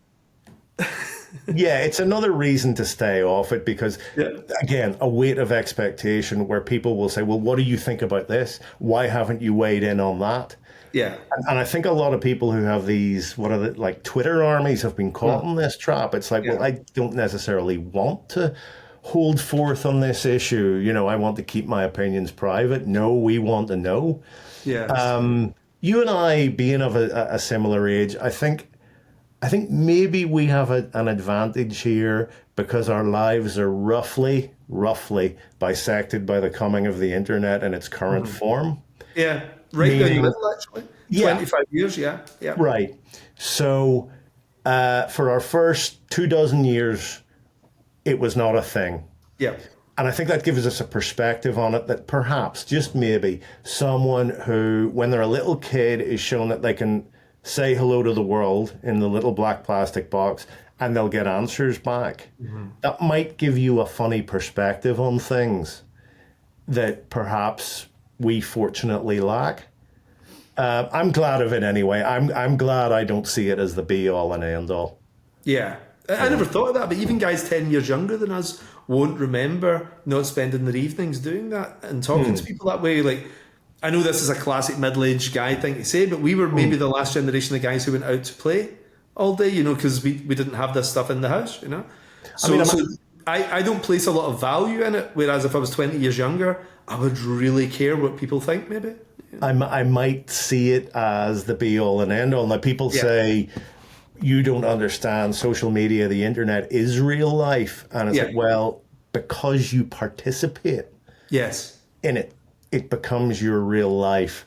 I mean, look, I do not want to be the middle-aged guy holding forth on these things either. I'm well aware that there is a great schism between generations at the minute, and I don't want to add to it. I don't like it when teenagers and 20-year-olds are blamed for things that are beyond their control. I mean, for instance, I'll give you a very obvious one, you know, these kids who walk down the street looking at their phones, not looking where they're going. Well, that's not fair because you and I know that started as soon as texting was invented. And that happened before those kids were born. Yeah. So that's not fair. At the same time, I do think a stepping back from social media would be good. Then, on the other hand, I think a stepping back from pretty much everything would be good. When Keir Starmer made that remark recently about a more gentle politics, a politics that isn't in your life, I thought, yeah, I'll have some of that. That sounds good. this this sort of ideological shit that's poisoned its way into the mainstream. That I suppose leads to exactly to what I'm talking about. You must have an opinion. Yeah. Well, it's funny. To me, government is something that just comes and collects the bins and runs the schools and runs the hospitals. You know, I mean, to me, that's as interesting as politics should get, really, isn't it? In your actual day-to-day life. I think I mentioned the amateur expert. What scares me about that is eventually you get Trump because you get Boris. You know, let's have someone to liven things up a bit. Let's have someone who isn't corrupt to begin with. Well, that's silly because politics is as serious and an important a job as any other. You hire a plumber to fix your bog and a mechanic to fix your car. You do not hire an amateur to run the country. That's the kind of thing I'd like to step back from. Those, of course, are ultimate examples, catastrophic examples, but they're where it goes, I think. I don't know. I see these guys as manifestations, actually, the financial crash, because I think I saw this cartoon, a political cartoon somebody did that I thought was so interesting, and it was like a guy in a red MAGA hat and a girl with purple hair in a fish tank fighting each other, and there was just a fat cat sitting back smoking a cigar watching them, and they said something like, I gave you a culture war so you wouldn't wage a class war. And I think it's so interesting that after the 2008 financial crash, when suddenly the world's attention essentially went on the bankers, and the bankers obviously control everything, all the newspapers, everything, they own all these things. Yeah. Everybody's like, hang on a minute, the system isn't quite as fair as I grew up believing it was. Then it's, hey, never mind that, look what's going on in schools, look, and suddenly it's sleight of hand, isn't it, making you have these pointless arguments, when in reality you're getting screwed over by the guys who generationally have screwed everyone over. Well, I think certainly what you end up doing is you fight your culture war, which is a very low cost, low effort way for the bad guys to engage. It's interesting you mentioned the banking crisis, and I think you're right about that being the starting point of much of our... That year when the culture wars began, yeah. Current trouble. But I remember reading a piece about that where the guy said, if you look at how the two sides reacted, the right got fed up and decided to take political power, and people got elected at local and national level. They took control of school boards. This is in America, but, it's universal, really. They took control of school boards. They became mayors. They became councillors. They got elected in every facet of life. And, of course, they went to Congress and so on. And the guy then says, well, what did the left do? Occupied things. And I think the left actually have been as organised as the right in that regard, and unfortunately it's the extremists in both things too, because Glasgow city centre is a perfect example. Like, Glasgow city centre was awesome, but the Greens got in there, and they essentially banned cars from the city centre.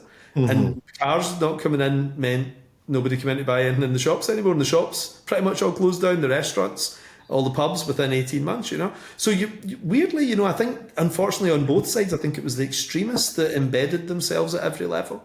There's no question that, the left are quite brilliant at shooting themselves in the foot. But the point the guy was making about occupying things was it achieves nothing. And the most you can say for it is that people now talk about and regard wealth in a different way. To which I would say, well, it doesn't seem to be hurting the wealthy very much. There's more of them all the time, and not one of them is leaving the ladder in place behind them.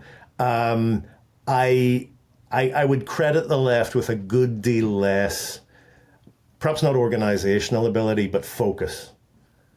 Their ability to, as I say, to shoot themselves in the foot is something that constantly frustrates me, because I am, roughly speaking, of the left. I'm a liberal, and many of my views are progressive, but tactically I think they're an absolute disaster.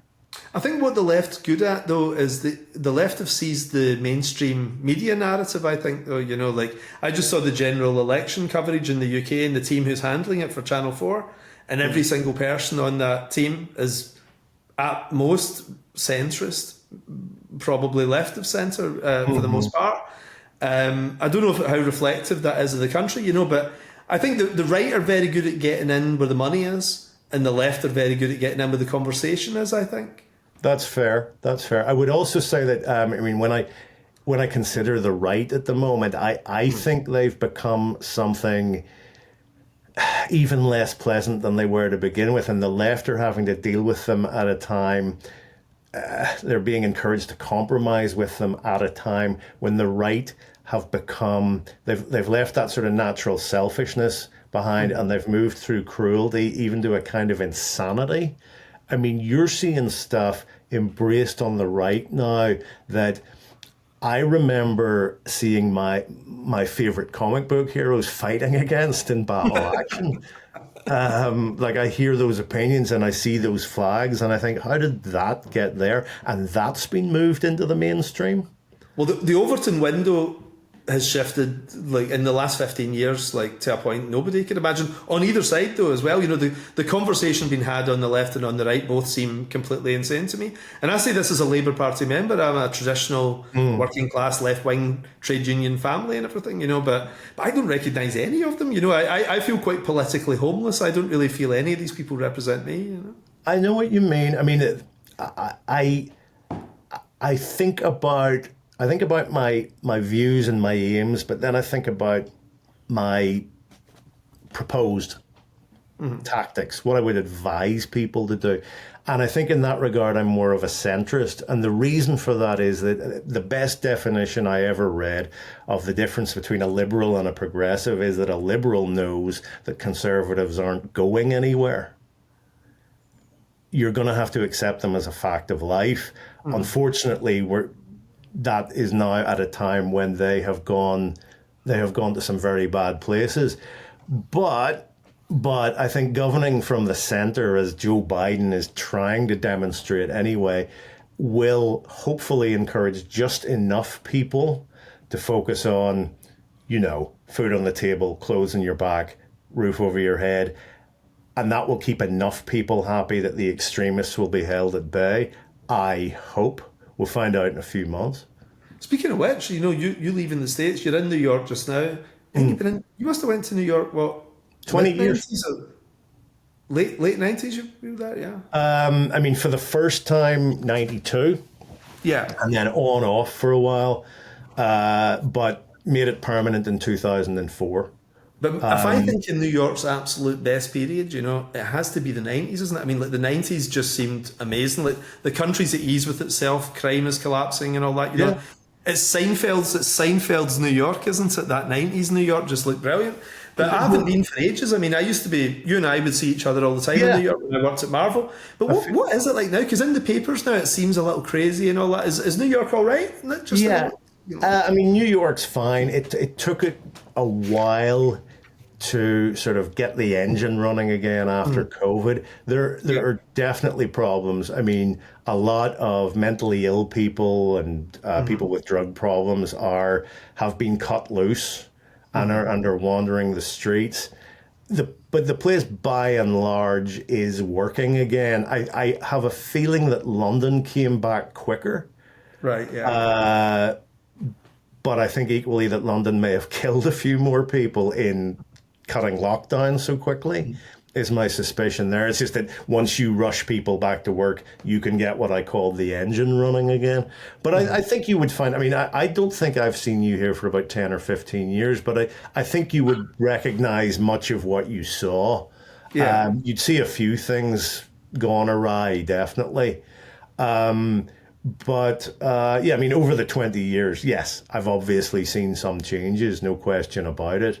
You mentioned the 90s. It's funny, but I do think that although we were probably unaware of it, we were in a kind of a sweet spot where that arc of social development was proceeding steadily upwards. No matter who you were in society, things were probably a little bit better for you than they were 10, 20, 50 years, 100 years before. So it's very, very much a gentle arc of development.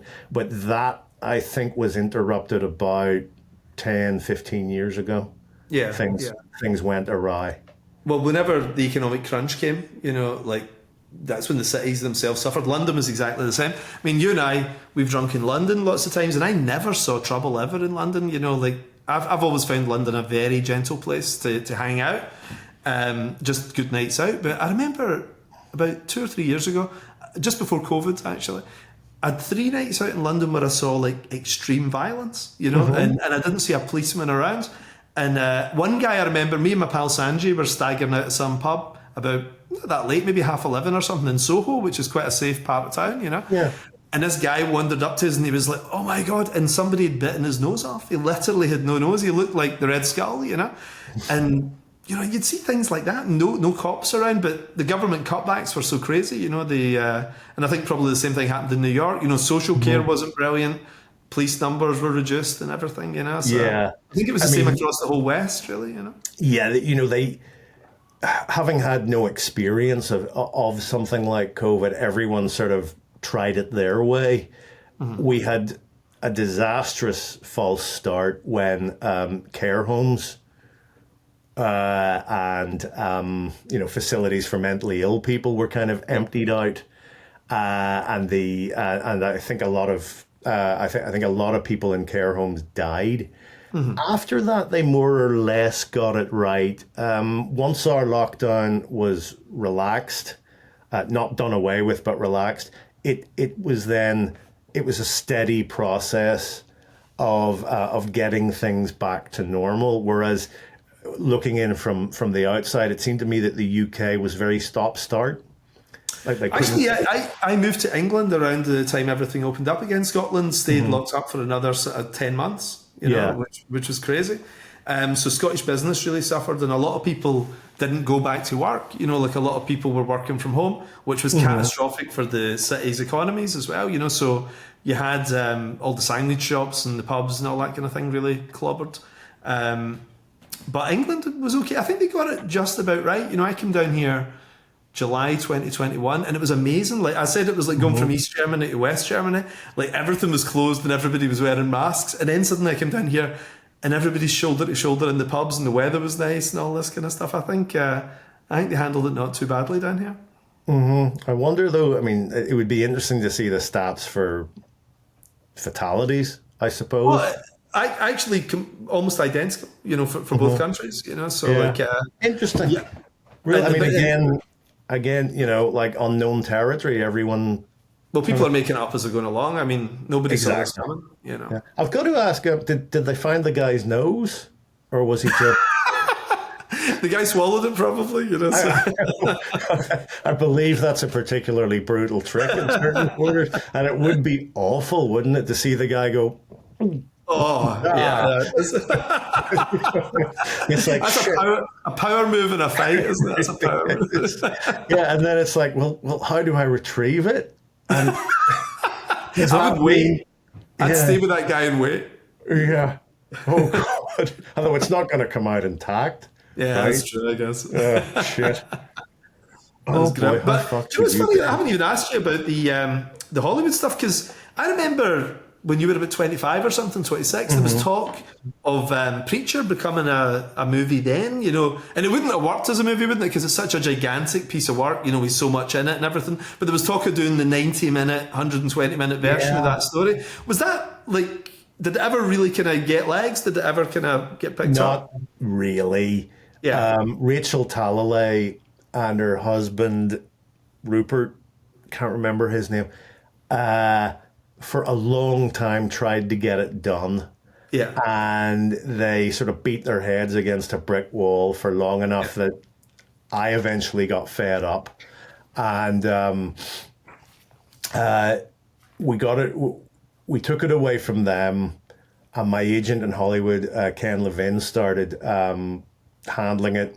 And he made the sale to HBO. Right. What year is this? What year would that be? Oh, boy. Sort of mid-2000s. Right. I think. That's a while back, yeah. And then it's renewed. And then I think something went wrong at HBO. And then it was going to be... it was going to be a TV show, obviously. And then it was going to be a movie. And the chap who did The Salton Sea wanted to do it. What's that? You ever seen The Salton Sea? Oh, good movie. Very good movie. Val Kilmer, about 2001, 2002. Really good crime movie. Anyway, this guy wanted to do it. And then it was Sam Mendes, I think. And, this is with the option being renewed every couple of years. And Steve and I splitting a nice check and thinking, well, if this goes on, no complaints. Sometimes I would rather just get the option check every couple of years, because that goes on forever, doesn't it? It's brilliant. There's a lot to be said for it. And then Seth Rogen and Evan Goldberg saw their chance, and that was how the AMC thing worked out. Now, where did, I remember Adam McKay was involved at one point, wasn't he, as well? Oh, no, sorry, that was The Boys. He was The Boys, yeah. So how did Seth enter the equation then, Seth and Evan? How did that happen? Was it Ken took it to them, or what? I think they had always liked it. Right. And when they heard that the rights were available, they went for it. Right. Adam McKay, that effort to do The Boys got as far as a script being written. As a movie, that was? Yeah. And it was extraordinary because the final battle was in the Farallon Islands. Now, most people don't know where the Farallon Islands are, but I do because I've been there. They're about 4 hours off the Californian coast. Is that the bird watching place? The bird watching place? It may be bird watching, but it's mostly known for its population of great white sharks. Right. And I knew, like I say, I knew this because I was there hoping to see said sharks. They did not show up. But in the script, anyway, in the Boys script, the final battle is in the Farallon Islands and there's not a single shark. Right. And you think, well, you've missed a trick there, pal. I mean, how can you have sharks and there not be a shark show up? Very strange. But anyway, obviously that was a false start. And what were they like? Were they trying to kind of sanitize it? Because I know, the economics of these things is if you can't make a superhero thing for under 100 million. If you're going to do a 100 million thing back in those days especially, they wanted to reach as broad an audience as possible. So was it a sanitized version of The Boys that's not like the TV show, or did it have all the naughtiness in there as well? I think it had some dirty stuff in it, but it's been so long.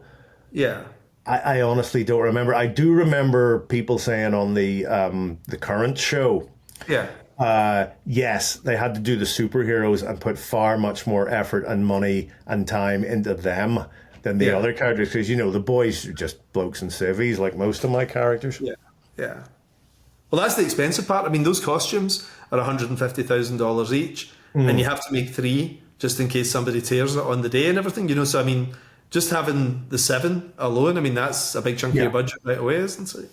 Yeah. Whereas Preacher, it felt a bit more affordable, but still really cool. I mean, that guy's Sam Caitlin, the guy who yes, who wrote. Was he pretty much the engine behind it? Was he the kind of day-to-day guy? He was the showrunner. Yeah. Yes, he handled the whole thing. I think Seth and Evan brought him in. Maybe they'd worked with him before or something like that. Right. Yeah. Because I think, I really love both shows. I think that they're great. And I what I love the irony is that you're not a superhero guy, and yet you're suddenly behind the biggest superhero show in television for the last 4 years. Meanwhile, you want to be doing tankies, Yeah. But can you get the irony of this? That you never quite set out for this, and yet here you are, Well, which is life. I mean, but that's the beauty of it, because of the success of that stuff. Yeah. I can do my war stories. I can do, my own creator-owned ones, but I can also revive Battle Action for Rebellion, and I can get John Wagner working on it again. Yeah. And I can get Mike Dory, who drew the original Hellman, again. And I can get a whole host of new talent on it as well. You're going to be quite surprised, actually. They're going to be announcing Battle Action Season 3 soon. Sorry, Series 3. And the one of the writers we've picked up for that one, I think, is going to cause a bit of a stir, actually. So I can't wait. You'll have to. So when is that getting announced? When will that be? I think about a month. Right. No, but I love it. I mean, because I think what I love about it is all the American superhero shows were so generic eventually. You know, they were, even somebody like me who loves this stuff, I didn't bother checking most of this stuff out, you know. Whereas the boys, I'm in there every episode because sometimes you can be, it's like you said with 2000 AD, you said you felt too close to it to do anything subversive with it because you loved it so much. That's true. Whereas you don't mind, you'll take any risk with superheroes because you're not that fast, you know? Right. So that's why you get really interesting stories. That's why it works, you know? Are you happy with it? Do you feel these have worked out well, like that, The Boys and Preacher? They've worked out well, yeah. I mean, they've frankly changed my life, or at least, you know, allowed me not to have to change my life, you might say. They're certainly, you know, they're going to make big parts of my life in the next, I'm in my mid-50s now, big parts of my life much, much easier. I mean, you do ask that question at every stage of your life, you know, like, if I hadn't have gotten this, where would I be? And I do sort of sometimes wonder, like, would I have ended up having to write superhero comics, like regular mainstream ones? So no, it's worked out great. You know, I mean, I need hardly tell you the difference that it makes. It is crazy, you know, because I always think our lives haven't changed, you know, because it's so gradual, isn't it? You know, that we're kind of doing the same job we were doing when we were 19, but then you actually look at your life and you think, oh my God, it's actually changed 100%. You know, it's completely different from how it was, you know. Did you ever anticipate this? You know, like when we were 19, I mean, I met you when we were both 19. Like, did you ever anticipate your life would be where it is now? You know, you don't think about being 54 when you're 19, but I certainly also that John Wagner and Alan Grant were when we were that age. That freaks me out, you know. Yeah. Actually, we're older. But yeah, I mean, I thought about a life spent writing comics, but but not too far into the future. I suppose I looked at Neil, I looked at Alan, I looked at Grant and Pete, and I saw the way they seemed to enjoy reasonably comfortable, well, sometimes more than reasonably comfortable lifestyles. And I thought, with a bit of luck, that'll be for me. It's like I said, you know, like back at the start, if I get this right, my life will change. And actually, at the end, I also remember at the end of the first day when John and I had flown over to London to meet Steve McManus at the Fleetway office. And we spent the day going over the outline for the story with Steve and Igor Goldkind, if you remember Igor. And they were taking it very seriously because, you know, Crisis was not doing terribly well and this was their second shot and it had to work. But we poured over the story in some detail and they kind of questioned me quite carefully to make sure I knew what I was doing because they were about to hand me the keys.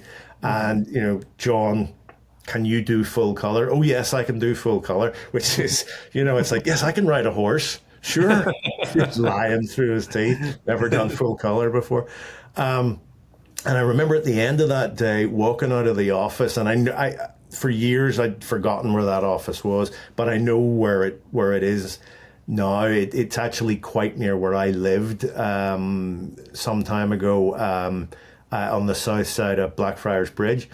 But I can remember walking up to the river and I had to go out to Heathrow to get my plane home and thinking, I might have cracked it here. I might have done it. This could be it. And off I went, you know, to face my destiny. But it was an odd moment. I mean, that was my moment of thinking about where my life would go. Not the specifics, but an actual point in my life where I thought it all pivots around this. It all changes now. Although the other thing as well is if that hadn't worked, you would have just pivoted and come back in 18 months with another story. You know, I mean, that is, I think this is in your blood, isn't it? You know, the way that a footballer knows, I'm just going to, from he's a little boy, he knows he's going to be a footballer when he's older. And it's a sense of vocation, weirdly. I know it sounds really wanky and everything, you know, but there is a weird sense of vocation that you think, this is all I've ever wanted to do. And it might take me a while, but I'll find a way in. And I'll try and do it as long as. I hope so. I mean, anytime I entertain that idea, like what would have happened if I hadn't got it, I sort of chase the idea away because I find it so uncomfortable. I'm glad you think that I would have come back a year and a half later, but I find that idea quite daunting, like a sort of nightmare I've had that I don't want to think about. It's because we've seen Back to the Future too, and you see all those endless possibilities if you mess with that pivotal moment, isn't it? Yeah. But in reality, it might have taken you another 2, 5, 10 years or whatever, but you'd be doing what you're doing, But and I think that's why I was talking to you about this over email. Like, guys never stop as well, don't they? Like, Stan Lee was still doing shows when he was 95 and everything. Like, that's true. That's and true. guys sit at the best drawing till they're 90, don't they? A lot of guys in their business, do it till they're 90 because they love it, don't they? I think so. Interestingly, Dave Gibbons, who we've both worked with, told me that he's given up drawing comics pretty much because he's in his mid-70s, but he loves drawing, so he's going to life classes and stuff, and he's just rediscovering the pleasure of drawing. That's amazing. I'd say we'd still get something out of Dave at some point. I mean, I think that he's got too lively a mind and he's got too much going on really to stop. There's mid-70s and there's mid-70s, but I mean, he's like Mick Jagger mid-70s. I mean, like Dave's a young at heart guy, isn't he? Oh yeah. I mean, I'm working with John Higgins. He's the same age. I'm working with Mike Dorey, same age. John Higgins is 75. Oh yeah. Funny thing, Higgins, Gibbons, Mills, Wagner, and Grant were all born in 1949. That's the outlier thing again, when you're all born in that little window. So it's guys who, they would have hit 13 as Marvel and things like that was exploding, So that's it. So it was a cool thing to be into in school and everything, I had no idea John Higgins was in his 70s. That's crazy. Yeah. I once actually convinced a bunch of the Marvel kiddies that he was about 10 or 15 years older than he actually was. and they were going up. This is years ago, but they were going up to him and going, like, you look great for 68. Actually, I don't know if you've read Dave's book, Confabulation. Oh yeah, I love it. I've got it sitting right there. Confabulation. Yeah. I loved it, and I don't know if you would say the same, but I can tell you from reading the bit about me that I would vouch for about 95% plus of what he says. Oh, completely. I mean, Dave Gibbons tells no lies. Dave's a straight shooter. So whatever he says, that's gospel as far as I'm concerned. Yeah, the bit about me is like the only bit I would quibble with would be he says that I was the only one who could keep up with Steve drinking. That's not true because no one could keep up with Steve drinking. That's just my one quibble. I'm actually going to try and get a wee curry going. It's quite good you'll be around actually in the next couple of months because I was talking to Brian Boland and Dave Gibbons and a bunch of guys, and we were just saying we'll get a wee curry night going in Soho. Because everybody's an hour or 2 hours at most away from London, so that's great. You'll be over. You'll have to come. Yeah, I reckon it'll probably be something like August, September in the UK, and then back here October, November. And then back to the UK for December, rinse and repeat. Like, it'll be something like that. I think we were looking to maybe May, June, and we should do a Christmas one as well then, and you'll hopefully be around. That's a good idea. Because I was saying to John McCrae as well, so John will come down from Birmingham as well, So. That'd be nice. You know any other guys like Rob Williams, Cy Spurrier, any of that crew? Rob Williams is a brilliant guy. Like I had, he's a great writer. I really like his stuff actually as well. But I had a little convention a couple of years back in my old primary school. Like where I grew up is really sort of important to me. Like I've still got loads of family there and everything. And I just thought for fun it'd be great to have a mini San Diego kind of thing in my old school on the Saturday. And the headmistress said okay, and she kind of gave us the keys. And I got like the Batmobile, I got the Back to the Future car, all this stuff, just crazy stuff, filling the playground and everything. And I get a giant inflatable Spider-Man that was as the height of the school that I got imported in from Japan and blew it up and everything. And I didn't charge anybody any money or anything like this. It was just a kind of fun event kind of thing. And Rob Williams was good enough to come. I wanted a big bunch of guys from 2000 AD to come, and Rob came up and he stayed for a couple of days. And Alan Moore's two daughters, Lee and Amber, and all that came and everything. Yeah. We had a brilliant time. But I got to know Rob quite well, and he's an absolutely terrific guy. And he's unfortunately came along just a wee bit too young to have been part of that scene we were all involved in the 90s, But he's a really good writer. I think he's great. He is. He's splendid. He's not that much younger than us, but I think he was in journalism for about 10 years or something like that. But yeah, top bloke. You know, it's funny. You talk about doing something in your hometown. I grew up in a town called Hollywood. Yeah. So I'm just thinking, like, if I tried to organize something there, you could see a number of misunderstandings. Like, yeah, sign me up. Yeah, hold on. Not quite what you think. Has there ever been a tabloid article saying from Hollywood to Hollywood? Has that ever happened back home? It's got to have, isn't it? I mean, that's got to be the local paper.